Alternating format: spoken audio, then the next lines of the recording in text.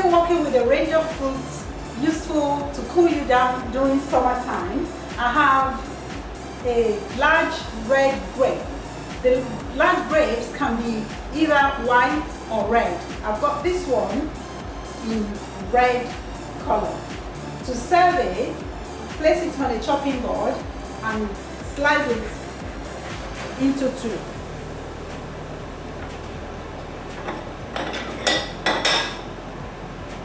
Place it on a little plate and serve using a spoon. Some people usually add in a sprinkle of sugar because of the bitterness, but for good health, I think it's best to just eat it raw in the natural state. Enjoy.